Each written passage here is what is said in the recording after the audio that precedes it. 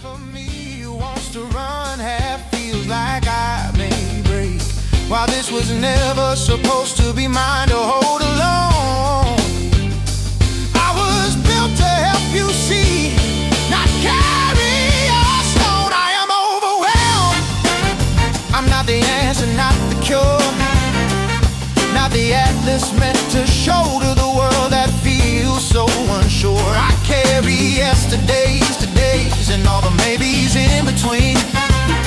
Soothe the terrors in the dark that no one wants to see. That's not to be my place, that was never my design. My job is to step back, observe, and show the routes yet to define. Call me cold, call me distant when I pull the frame wide. I hold the space where there are solutions. Together we can find all. Greetings, everybody, and welcome back to another episode of Emotional Algebra. As you can see, I'm flying solo as the host. We do have a guest on today we've had before. And again, just want to introduce the concept of the song. This song I created, I thought was really fitting for this episode. It's basically about the idea of overwhelm. If overwhelm could talk to you, what would it say? If overwhelm could share with you, what is his job? As we teach about and talk about emotional specificity, what would overwhelm say? So in that, we're going to talk about what we are feeling so overwhelmed about in today's world. There's so much that's going on, so many events going on. We've got events in the news. We got events in politics. We got events in social media. We've got geopolitical events. And all this to me leads to a lot of people feeling very overwhelmed. So with that, I'm going to be sharing that song in my typical video form. So you'll be able to see and listen to the song in full. But I hope that you enjoyed what you heard so far. So today we are bringing in a guest I had before, Chad Foster. He is a keynote speaker and an amazing person overall, has some really insightful views, has a book that he's written and has shared with us before. And the reason I bring him in is he had written a blog post that I saw on LinkedIn that I thought was really apropos for today.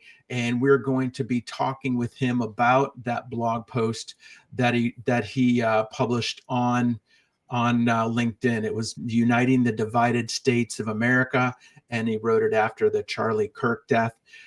So with that, we're bringing in Chad, and welcome back to Emotional Algebra, Chad. Hey, thanks for having me back. Great being with you. Absolutely. Always a pleasure to get together with you. Yeah, likewise. Thank you. So I wanted to hear a little bit of thoughts about, what was your inspiration for writing the blog, and what are you hoping the outcomes to come from this, from what you shared with the world? Well, I noticed how after the unfortunate events that we saw with Charlie Kirk, how it just really looked a lot like people pointing fingers at one another and whose fault it was, and just a lot more divisiveness that we've had brewing in the country for a long, long time. And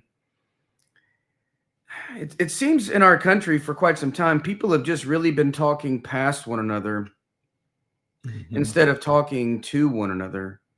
Right. And what I really wanted to do was lay out a little bit more context for, hey, this isn't the first thing that we've seen. We've seen other examples of similar events that have been leading us down this path for quite some time.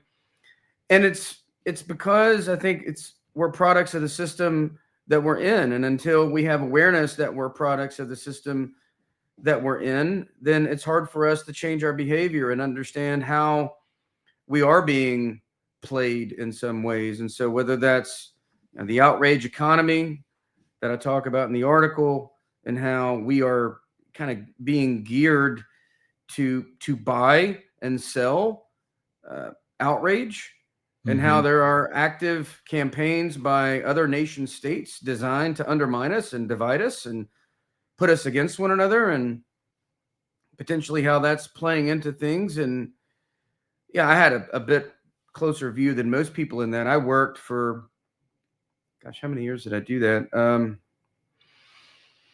8 years. I sold 8 or 9 years. I sold into the 3-letter agencies here in the United States of America. So I was a pricing strategist for a large defense IT company, and we sold into the 3-letter agencies that you don't read about in the news and some of the civilian agencies that you do. And so I had a firsthand view into some of the services that we use in order to combat services that other countries are using. And so you think, oh, information warfare, that's not really a thing.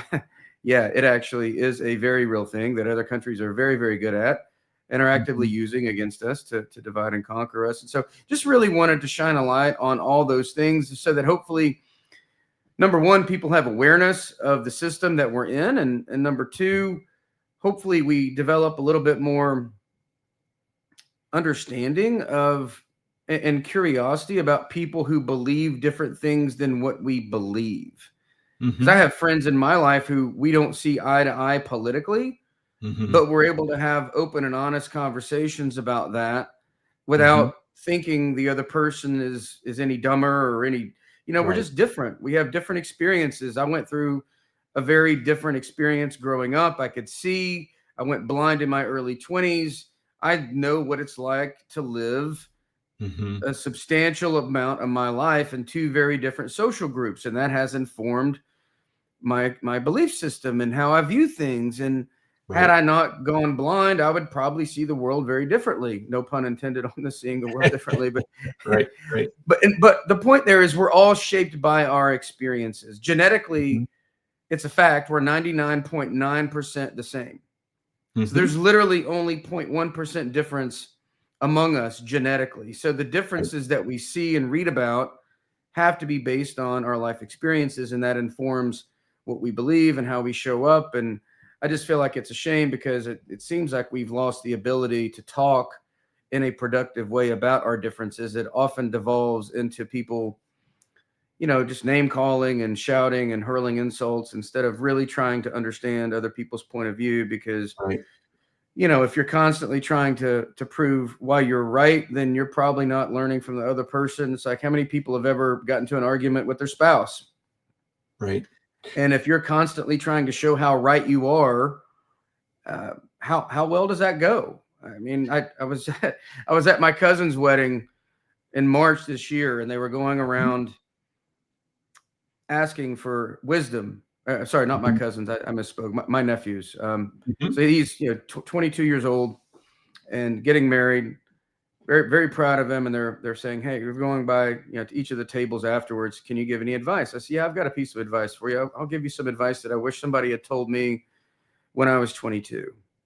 So look, you can be right or you can be happy, but you can't be both. Which one's it going to be? I listened to one of your another clip from one of your talks, and you talked about how as being blind, you'll never see yourself grow old. You'll never have to worry about what you wear. You'll never see the wrinkles on your face. And I feel like what's happened is so many people have become blind, and in looking at what you're saying, your memory, your visual memory is etched in the time and essence from when you went blind. And therefore, you might not see things that change. You're aware of changes around you using all your other senses. And in essence, that's kind of my concern about what's happening in our country and even in communities and in the world at large is people, as they become blind to seeing all the perspectives of others and colors and our ability to all have our view that is based in some validity and some forms of truth and some forms of right, then we become blind to seeing other people's perspectives. And what I've always enjoyed about you is that your vision, as you even talk about, almost has become clearer as you lost your sight.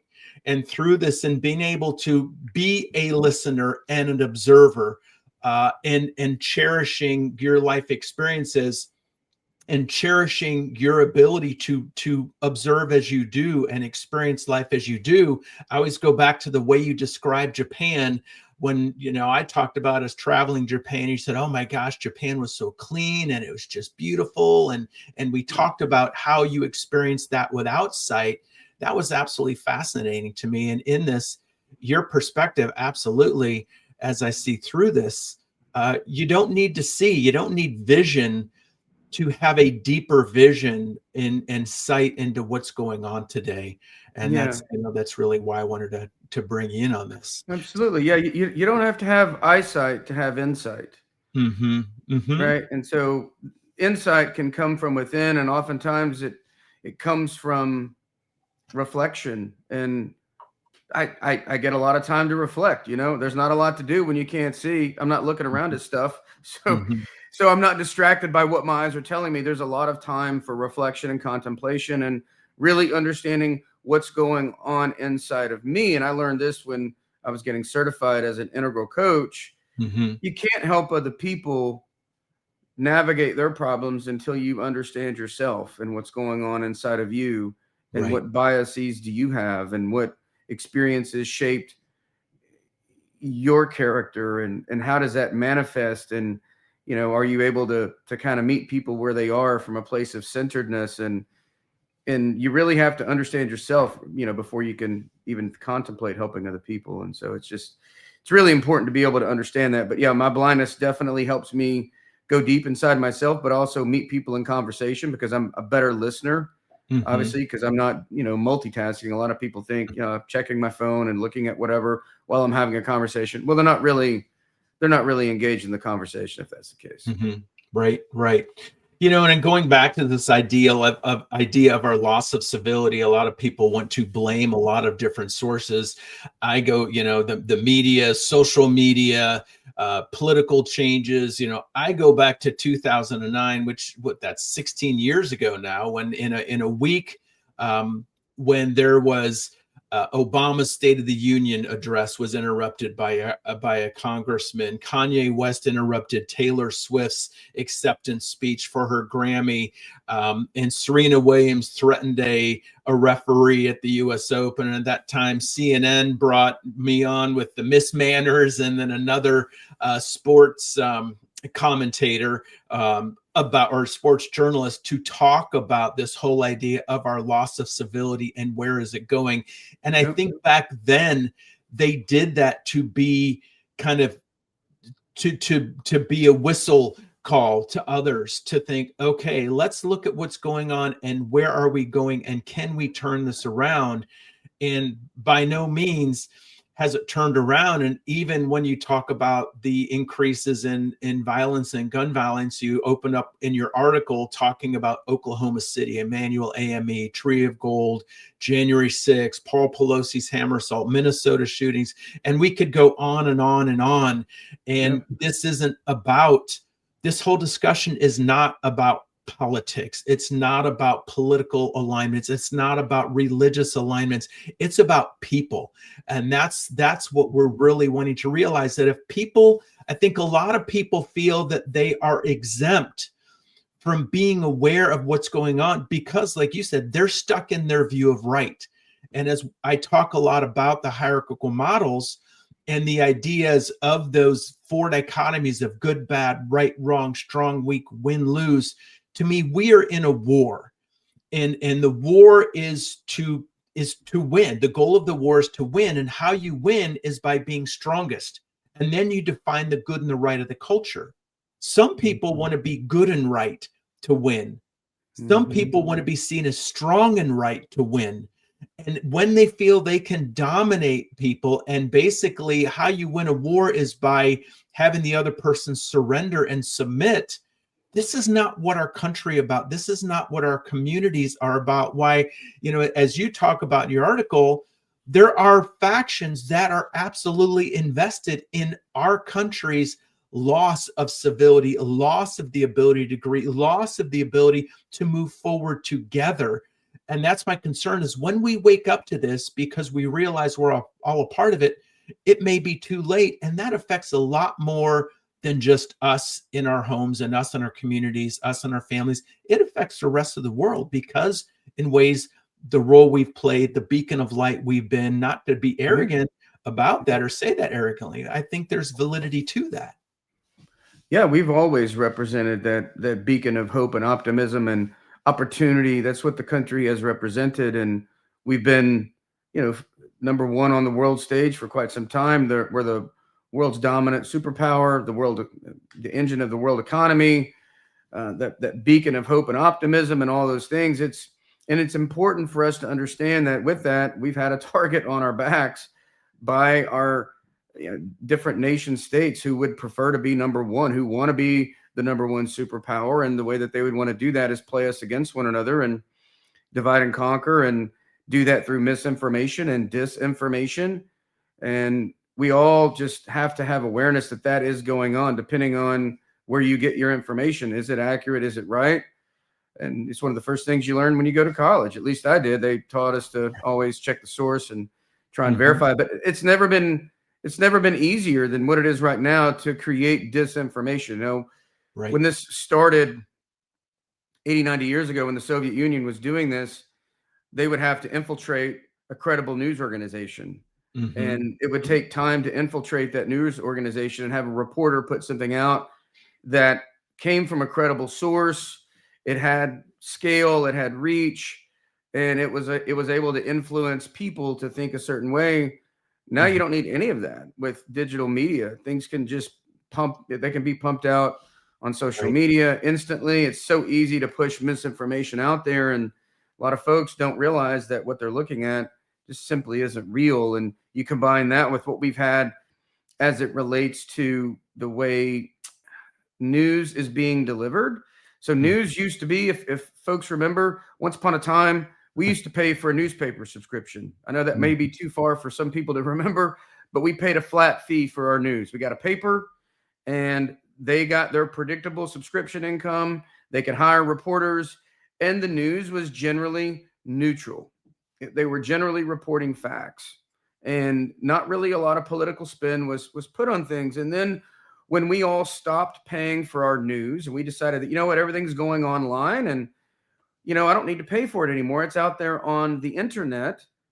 Well, that shifted the business model. The business model shifted from a predictable subscription model to an advertising model that required people to click on ads. And in order to get people to click on ads, what happens? Well, you show more extreme headlines, and it creates this clickbait. You need to get people to click on things. And what does that more than anything? Well, outrage. Outrage gets people to look and click, and this is how we're wired. I'm sure you know a lot more about that than I do. Just how the human brain is wired to gravitate to those things. But it created this economy that's based on outrage. And we see these headlines, and they're just it's very extreme. It's taken news and it's politicized it, and then that evolved into what we have on social media. And social media creates these echo chambers. Lots of documentaries on this, just how social media is designed to keep you on the platform. The longer you're on the platform, the more ads they can serve you. The more ads they can serve you, the more money they make. Now, if they show you things that you agree with and create outrage, you're more likely to stay on that platform and read. If they show you something that you absolutely don't agree with, you're probably going to click out, like most people do. Most people don't love talking about things that they don't agree with. And so it creates these echo chambers where people think, oh, this is what I believe because this is all the information that I've been served, and anybody else who doesn't believe what I believe must be crazy. Well, guess what?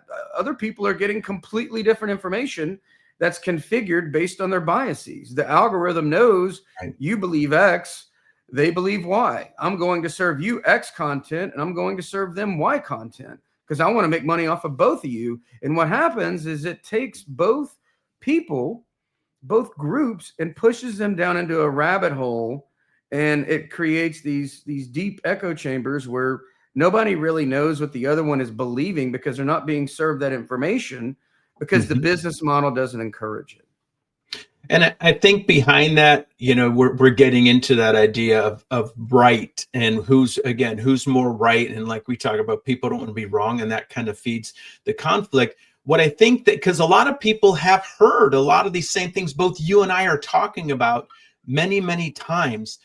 The issue that I see is what people are missing is the role of emotion in that, and that this is all really about mistrust at the core, and the core emotion of mistrust is fear. So when we get to that idea of mistrust, we stopped trusting our news sources because we started to feel like they were biased. And even though editorials were opinion, and that was part of what this is, an editorial, and then here's your fact, well, then those news sources started to be questioned. And then those sources of news, then you'd have another news source that wanted to bring out another side of the equation that then appeared biased. So we've had this escalation of all these things happen that we're missing, that we think we're above emotion. Many people think, no, I'm logical. You can't be human without experience and emotion. And fear and mistrust will mask itself as logic and as wisdom and as experience. And that's what we want to realize, is that if we don't acknowledge the emotions, then we are basically passengers on this bus that right now to me is heading over the cliff. Then when we look at the idea of rage, and I look, your phrase that you've talked about, it being a outrage economy, rage is an emotion that is typically frowned upon in our world. I think people love to see rage in others, and they love to see this outrage on the news and on social media, because it's like, gives them that feeling of, yeah, and I'll let them look that way. I don't have to look that way. And then that makes it more okay for other people to then look that way, because it becomes almost part of what our societal norms are becoming. And when we've had people in positions of power and status show that outrage, make those accusations, behave in ways that would once have been seen as outlandish, it feels like, to me, it gives us permission to start to do the same. And then we start sliding down that slope. So in that, the power of emotion is huge, and recognizing not how we've seen those emotions hierarchically, but what I know you and I have had some of these talks, too, about really seeing the purpose of what those emotions are trying to do, and why they're there, and understanding that leads to our ability to seek more understanding of each other, rather than just put ourselves in the right box or in the right group, or be part of the winners rather than the losers, which then that isn't about agreement. It's not about understanding. Yeah, it's almost like, to me, people get in these echo chambers, and there's almost this feeling of, gosh, it's so obvious what the right answer is. Everybody who has any common sense can surely see what the right answer is. And we almost become intolerant of people who don't believe what we believe, because, again, they're being served different information, but we sort of lose track of that, because we're in our box and we're thinking everybody's getting the same information, and they're not. And it kind of eats away at the mutual respect that we need to have for one another. And maybe just a dash of humility that we need in ourselves to say, well, I feel like I got the right answer, but maybe, just maybe, I'm missing something. Maybe there's something that this person has been through that I haven't been through, that has shaped their perception, that would allow me to evolve my understanding just a little bit. I think that's really, almost vanished from the discourse that we have with one another. And I think that's why me and my friends are able to talk about it, is, we care about each other. We love each other. And it's easier to respect somebody and learn from somebody when you love them, and you're not willing to forego a relationship over, some difference in belief. And, just having that mutual respect for one another goes a long, long way to be able to have those difficult conversations. Well, I think often with love, there are many love-based emotions. My course, I talk about love-based, fear-based, and pain-based emotions. And love-based emotions, one of those is respect. Another one is trust. Another one is safety, security. So acceptance. Those are emotions to me that come with that feeling of love with somebody. When we start to feel those undermined, then we start to get into that place of fear, because fear says, I need to look out for when I might need to be protected and when I might need to look to protect myself. And then also we get into those pain-based emotions. I think what we're talking about is, you're talking a lot about us wanting to be right. I'm looking at the idea that when we feel we could be wrong, that evokes feelings of failure, of shame, inadequacy, stupid, unworthy, unlovable. We look at those feelings that people do not like to feel discomfort. And I love one of your comments and your suggestions, we'll get back to them more later, is basically get comfortable with discomfort. And we've had that discussion even, I think, on the first show you did. So yeah. I love that you introduced that idea. And that has been one of your biggest lessons in your loss of sight, was having to get comfortable with discomfort. It's been a way of life for me ever since I was losing my eyesight as a young kid.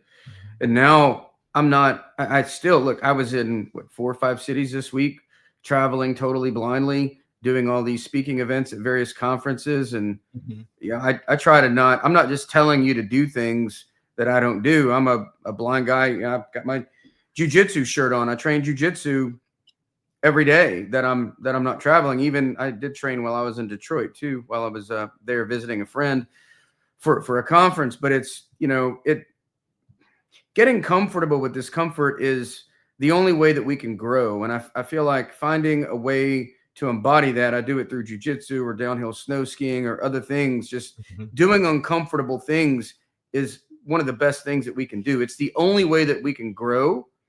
It's the only way that we can come up with new and innovative ideas, is to continue to get out of our comfort zone. In fact, I like to refer to comfort zones as complacent zones, because there's nothing really, growth oriented that comes from being in them. But I think we as a society have engineered our society to be so comfortable, whether it's the overnight Amazon shipping, it's the push button video on demand, it's everything is served up instantly.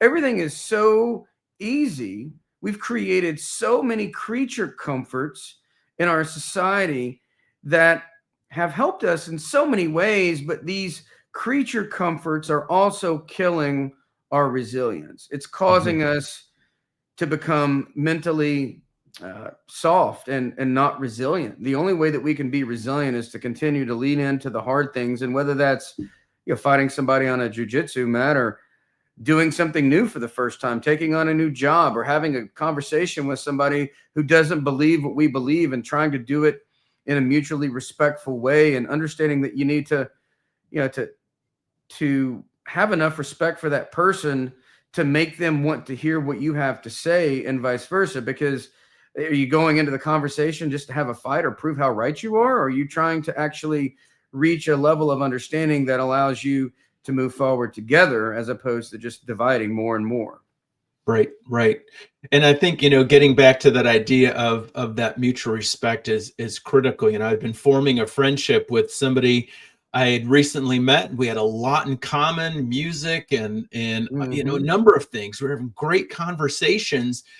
And then one day what came up is, he says, I know we probably don't have the same politics. And as soon as he went to that place, I went, oh, in my head. And we had that discussion, and there were some things we didn't agree on. And at that point, I felt the shift. And since then, there's been a little more radio silence there. And I've continued to reach out to him and to say, hey, how you doing? What's going on? Kind of not avoiding the subject, just not bringing it, because we're not going to convince each other that the other is right or wrong. And there was, again, just not that listening there. And I feel like that's where, because I'm not a part of his tribe, there's been a lot of discussions about this new kind of form of tribalism right now that's happening, whether it's your politics, your religion, your country, your football team. We look at that idea of wanting to be part of a tribe. Well, then it comes to the exclusion of others. And again, we are in this all together. And that's where I know you go out and speak about that all the time. And that's what brought you and I together, were some of these great discussions. And I know we don't agree on everything. And yet, yes, we love each other for who we are, for our experience. We might see things differently, and that has no influence on our intelligence. It just is that we've had different exposure, and it doesn't mean that we're not seeking the same things in the betterment of ourselves and those around us. It's, to me, knowledge is power. Information is important to gaining knowledge. And in that, what I say is, said it many times on the show, but I remind people, wisdom is the application of knowledge gained through the qualitative interpretation of experience over time. So it takes time. And just because people have experience doesn't mean they have wisdom. Just because they have knowledge doesn't mean they have wisdom, because there's that qualitative interpretation is really important to it. And that's again what I feel like a lot of this discussion is about. It is.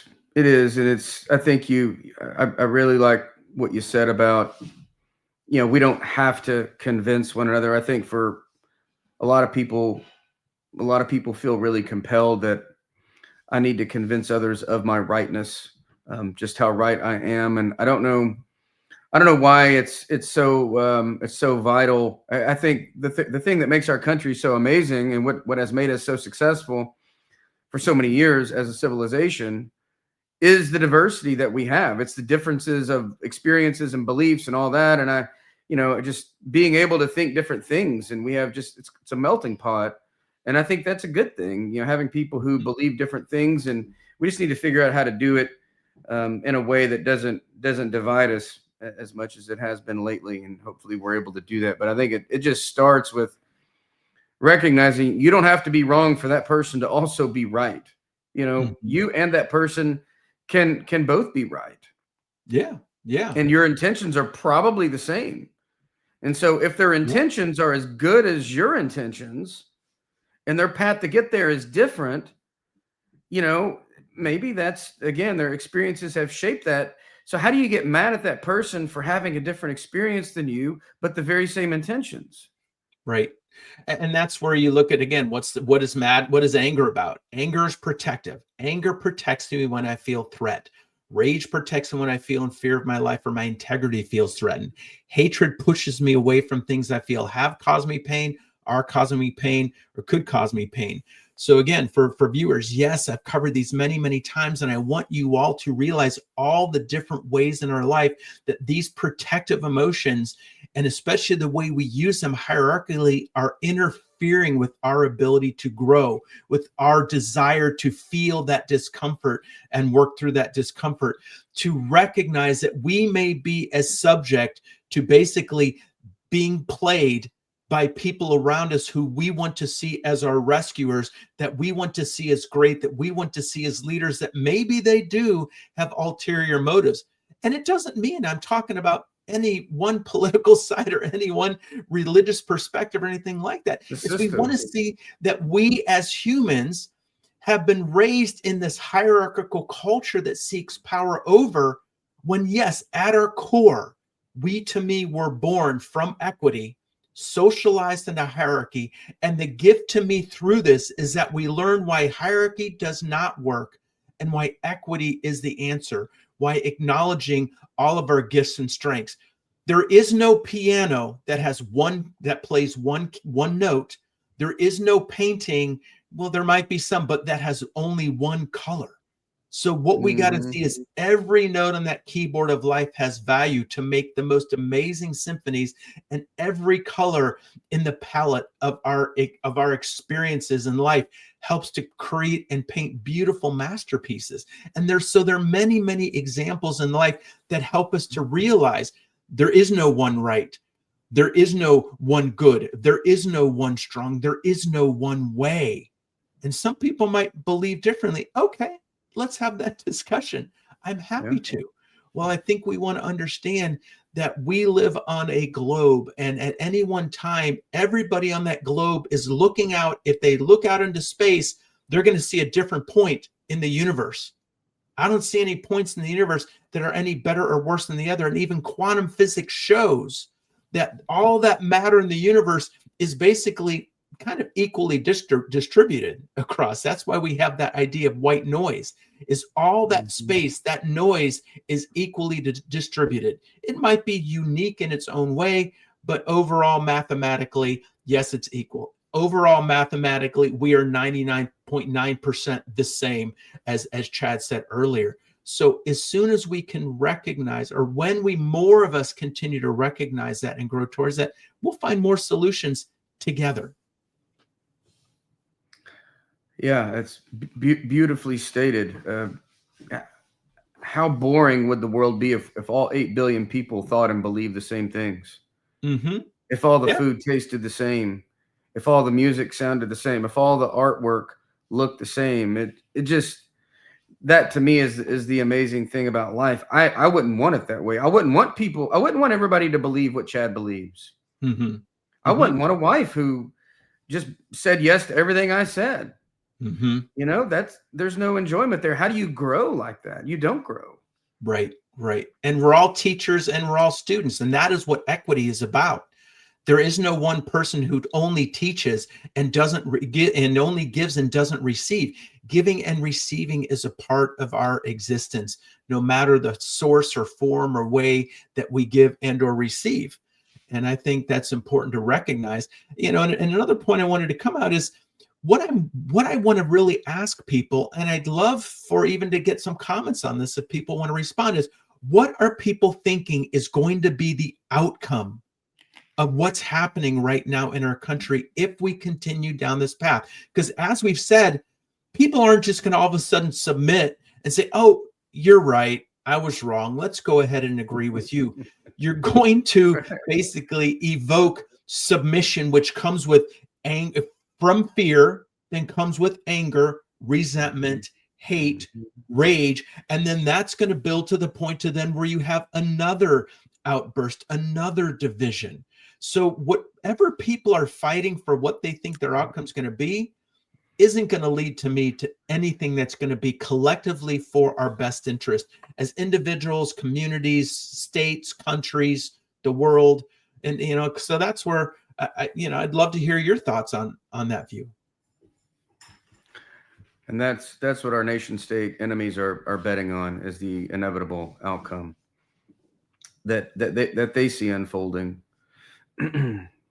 Yeah. So we have to make sure that doesn't happen. We don't become more divided and more fragmented. And, that is, it's absolutely something that we cannot let happen. And we can't let that happen for our neighbors and for our kids and for our country and everything that we've stood for the last, almost 250 years, is to make sure that, we have to stick together. And I'd love to see us do that, candidly, the entire human race, but at a minimum, we can't even stick together right now as a country. So, right. And some people as a family, last year I had Andrea Tate on, who canceled Thanksgiving and Christmas with her family because of the way that she felt treated and the way the things that were going on in the family. She just couldn't agree that she wanted to bring people into her home for a time that was about community and loving each other and giving thanks for all we have. And she just said, I'm not going to tolerate that. I don't want to put myself in that place out of love for myself, and even putting those healthy boundaries in place. She said, I'd love to have a good discussion. She just couldn't have, there was no discussing. There was more, I speak, you listen. And that's where I think, like you and I both know, there are plenty of people saying the same things that you and I are today, and yet not really listening to the idea of change. It's we got to change or else, but we got to change, as long as you agree with me. That's who has to change. Well, I'm good. When most people talk, really what they're doing is just waiting for their turn. They're not really listening. They're not making a person feel seen and heard. They're not really trying to put themselves in that person's position. And you can say, I see and I understand, and tell me more. And you can do all those things without agreeing with that person. You can fully understand what it must be like to be in that person's situation and agree with how they must feel without taking up their very same opinion. You don't have to believe what they believe without understanding how they feel. You can do both, right? You can maintain your own opinion of what your truth is, what your experience is, while acknowledging the truth that they experience. And those things aren't mutually exclusive. Yeah. I haven't. So when I was in, I remember I was in a church camp when I was in middle school. And what we did for an activity for a day is they took us to one of the local towns, and we had wheelchairs and we had blindfolds. And one person was in the wheelchair and had to stay in the wheelchair, and the other person was in the blindfold and had to push the person around in the wheelchair. So you had to be able to explain where you wanted this person to push you. And granted, there was always somebody who was sighted to walk with, and so that somebody didn't push somebody out in the traffic and in frustration, I'm done with this, But I love that exercise in retrospect. And in the time it wasn't fun, but I would love people to accept this challenge, to start to put a blindfold on, to take the role of Chad here, put a blindfold on, and know you get to take that blindfold off and listen to the world around you. Listen to your social media rather than watch it.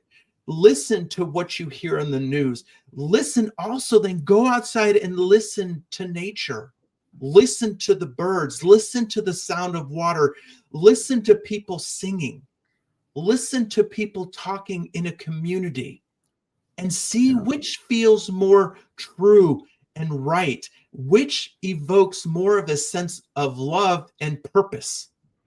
And that's, I think, if people just without their sight saw that, through listening, then I would challenge them to plug their ear, to put headphones on or something, and walk around and look at people holding hands, look at people hugging, look at people who are arguing and yelling, look at all this, then look at your Facebook feeds and look at your Instagram feeds and see what you see when you see some of these videos, and then give that situation. So start to isolate your senses and experience life through isolating your senses, and you'll get, to me, more perspective. Yeah. I love that. I have a funny story about, you said, the way that you led into this. Me and Evie, my wife, were on a cruise, and we went to Belize, and in Belize, we went ziplining. And so we're trying to go ziplining. We get on one of these tender boats. It takes us ashore. We get on this van that drives us 2 or 3 hours deep into the jungle. And we're getting out, and we're getting ready to get our gear. And these zipline operators figure out that I'm blind, and they're like, no, I'm sorry, we can't let you zipline. It's too dangerous. And so, I feel this huge sense of defeat. We're literally just steps away from the goal for me, which was to go ziplining. I'd always wanted to go, but never had the opportunity. And we're literally just steps away, and they're not letting me go. And so I get into debate mode. I start arguing with them and debating. The four of us are trying to convince them that I'm perfectly capable of ziplining, but they cannot imagine ziplining without being able to see, because they're evaluating my capability based on their perspective, right, not mine. And so after about 30 minutes, the four of us realize, we're not getting anywhere. So we just start marching towards the lines. And after they see the four of us going up the hill, they concede, and they give me the go ahead. And the funny thing was, as we're standing in line waiting on our turn to get on the zip lines, this group in front of us had a lady who was scared of the heights. And you'll never believe what this same group of zipline operators told this lady. What's that? I told her, just close your eyes. So the irony wasn't lost on me either. And then not long after, we go ziplining, we went into the cave tubes, and we did this series of cave tube experiments. And Evie, we're taking a picture as we're coming out of the cave tube, and her foot slips, and she hurts her ankle. And so she ends up, being she actually broke her calcaneus bone. This is my wife. And so that night on the cruise ship, she's in a wheelchair, and it's formal night, and she doesn't want to miss formal night. So here we are. You can guess who is pushing her in the wheelchair around the cruise ship. Our blind husband. So we saw my cousin, and my cousin comes out, and he's there with his wife, and he sees me, blind dude, pushing my wife in a wheelchair. He's like, what are you all doing? I'm like, look, she didn't want to miss formal night, so you got to do what you got to do. That is awesome. That's an awesome story. So yeah, like you rolled with that in life. You didn't let it get you down. You rolled with it. You adapt, and I think that's one thing we all want to learn to do is to adapt. And through all your discomfortability in life, it prepared you to be there to support your wife when she needed to do, because you dealt with that discomfort, Yeah. So I know we got to wrap soon for you, but I want to go through your solutions that I really like, were great input. So one was pay for trustworthy news. And I think your story at the beginning of talking about our newspaper subscriptions is great, because we're losing local news. Local news is really more critical to have than even sometimes national news. And we're losing those outlets one by one. And many journalists who are dedicated to providing truth and balanced and fair and objective news, they're not able to get out there, and they're even realize, well, I got to get the clicks, and we're losing our compass of truth, our compass of our values, our compass, to me, of morals and ways, through what we're pushing through being a curious human, and a curiosity killed the cat. The next one was redesign the algorithms. I've talked about that a lot of times. If you didn't click on the crap, guess what? The algorithm would change. It would click on the things that you like, maybe the kitty videos or the people helping each other, and maybe the blind dude pushing his sighted wife in the wheelchair, and seeing what love truly is in that, Right. Penalize inorganic amplification. We got to be able to recognize, especially with all these deep fakes now. I mean, that's been the rage discussion in the last weeks, is all of these deep fakes that now it's becoming clickbait too. Stop clicking on it and stop feeding that, Yeah. Teach digital literacy. Media hygiene should be a civic skill. I love that idea too, that we want to take responsibility for our literacy. And I think what you want to recognize, I've said this before, is that any group that wants control or power is going to want people who either agree with them wholeheartedly to work with them, or to be smart enough to advance their position, and or be dumb enough that they can't challenge them. Yeah. And ignorance is no excuse. And I think that's one thing we have to look at. Ignorance is choosing to not know. If we look at the words amoral versus immoral, amorality is somebody who just doesn't know the morals, so they engage in behaviors that isn't moral because they don't know better. Immoral are people who know what the morals are, and they just choose to not engage in those behaviors. So I look at the difference between ignorance, choosing to not know, and what would be, we don't have the word, but ignorance would say, you just don't know better.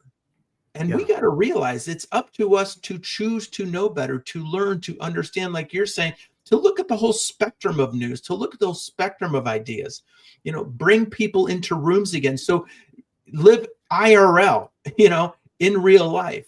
Let's do that together, and force cross exposure. So you had great insights. I'd love to hear your thoughts on, kind of summon together our discussion today, and what your thoughts are on your solutions.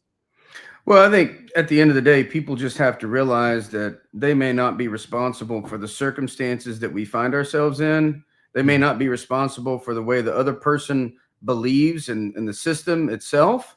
But at the end of the day, we've got to own our role in correcting it, because it's in our best interest. It's our country, it's our children, it's our friends, our neighbors, our colleagues, our peers, our future. And if we don't take ownership of our role in shaping that future on a trajectory that's more loving, more caring, more collaborative, more hopeful for our kids, then who's going to? Right. You have to take ownership of your life. I have to take ownership of my life.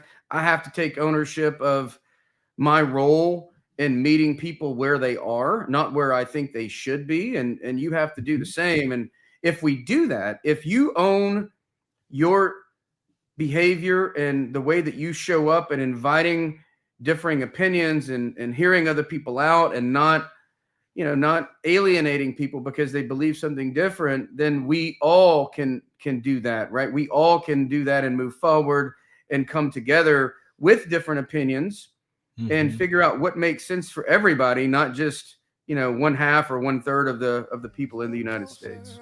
Right. Well, it's always great to have these discussions with you, Chad. I appreciate your view, who you are as a person, your life perspective, and the way that you roll with it. So. Well, thank you, brother. I appreciate you having me. Love catching up with you. It's always amazing. Can't wait until the next time. All right, sounds good, buddy. So everybody, until next time. We all must take. I'm here to help them choose. I don't wanna dictate. I see their gifts buried under all their chaotic noise. Strengths they unwittingly silence with their trembling voice. If they cooperate to collaborate, I don't seek to command. We all can move forward together, hand in hand.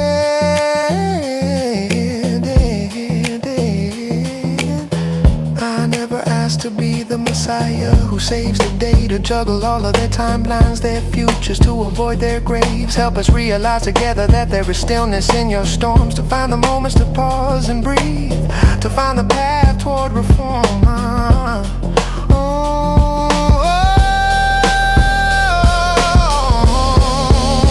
I am overwhelmed. I'm not your savior in disguise, not the keeper of whatever endings that you may surmise. I can hold what was, what is, and what haunts the in-between, but my purpose is perspective, not to be the whole machine. Let me stand beside you, not beneath or above all of your fears. Let me show you doors and windows you never saw were there. Call my truths inconvenient, believe my objective appraisal's cold. Remember, I'm the managing collaborator, not the one who seeks control. When the voices become quiet and the dust is allowed to fall, I line up all your baggage gently across the wall. Your perceptions were never mine. I finally say, let me help you see more clearly, so we can choose the way. Overwhelm exhales while the nightmares fade. Let us walk forward with confidence together through the space we made.